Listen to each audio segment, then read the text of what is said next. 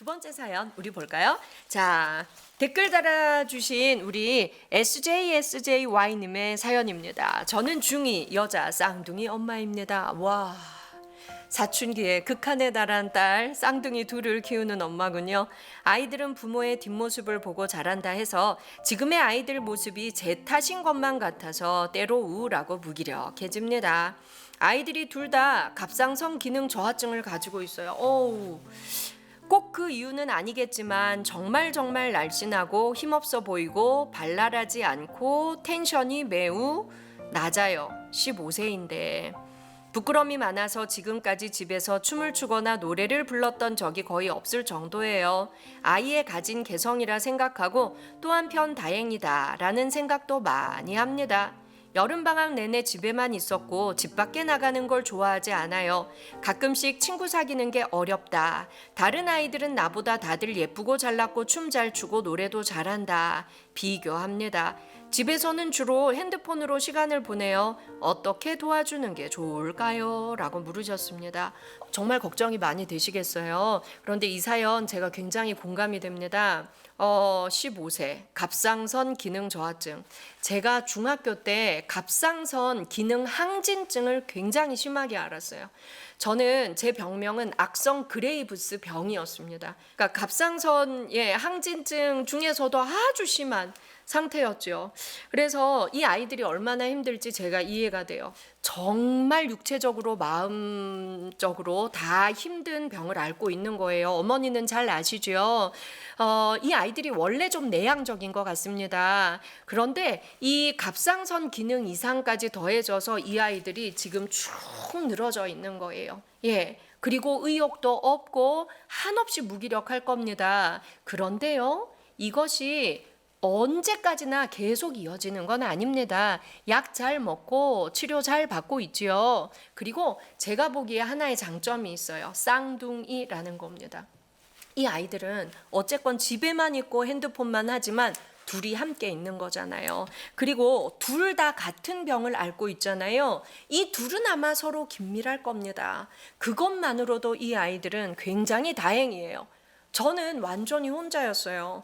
제 주변에 그런 병을 앓는 아이도 없고 저는 정말 몸과 마음이 바닥에 들러붙어서 의욕이라곤 1%도 없는 상황이었는데 학교에서는 의욕 없이 늘 엎드려 있는 저를 게으르다 그리고 무례하다 얼마나 벌 많이 쏘고 많이 맞았나 몰라요. 그리고 부모님들도 저의 병을 빨리 발견하지 못하셔서 저도 중1, 중2, 중3에 걸쳐서 아주 심하게 아팠는데 중3이 끝날 무렵에서야 그 병명을 발견하게 됩니다. 그래서 저는 그 기간이 인생에서 제일 고통스러웠어요. 그런데 이 아이들은 이렇게 걱정하는 엄마도 있네요. 제가 볼 때 이 아이들은 조건이 괜찮습니다.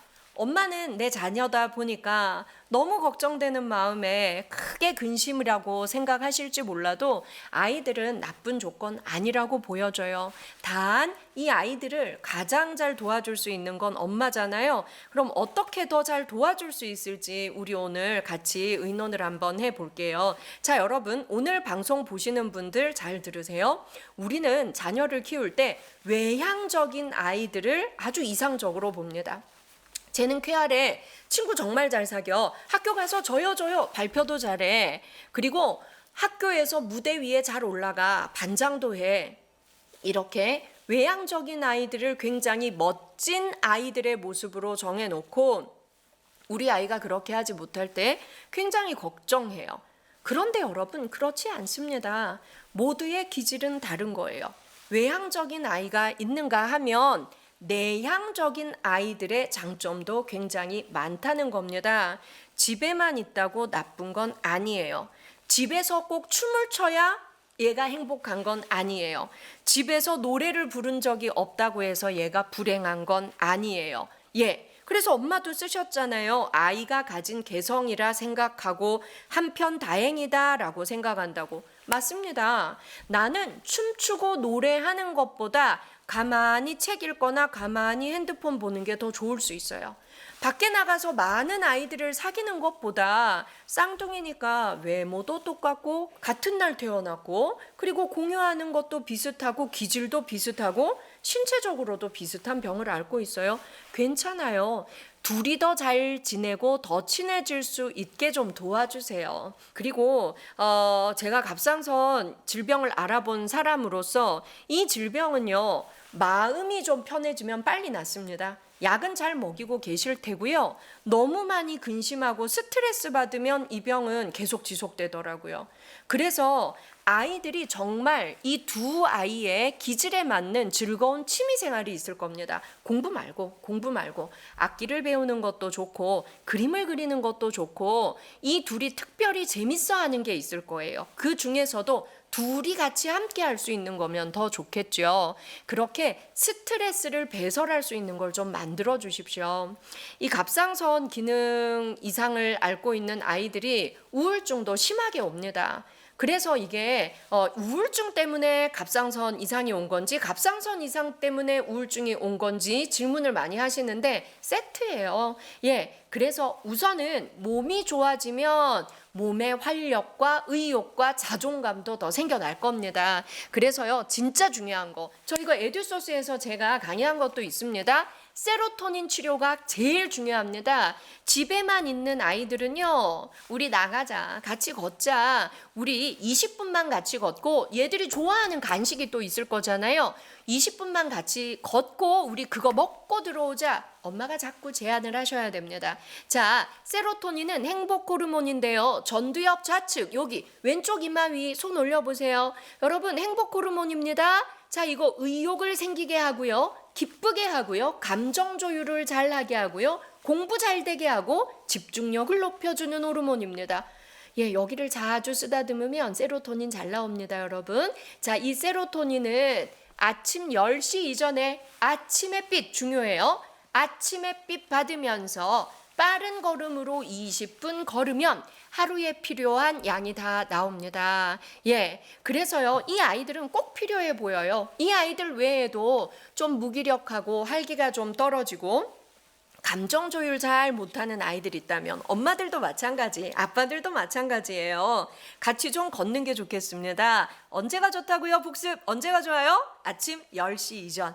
예, 오전 햇빛에 음이온이 많기 때문에 세로토닌 분비를 촉진시킵니다.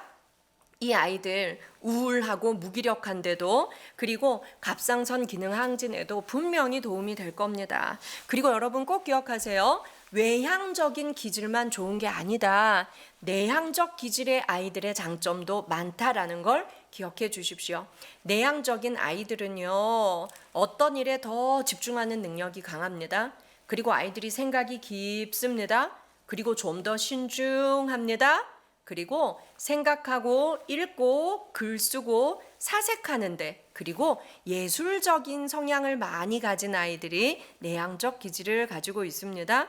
이런 아이들은요, 사람을 많이 사귀고 무대 위에 올라가서 춤추고 노래하고 박수받고 발표하고 이런 것들보다 혼자 조용히 있으면서 아무것도 안 하는 것 같지만 머릿속 생각으로 많은 일을 하고 있다는 거 기억해 주세요. 그래서 내 아이의 기질에 맞게 잘 키우는 것도 좋은 부모의 역할이라는 것 기억해 주시면 좋겠습니다.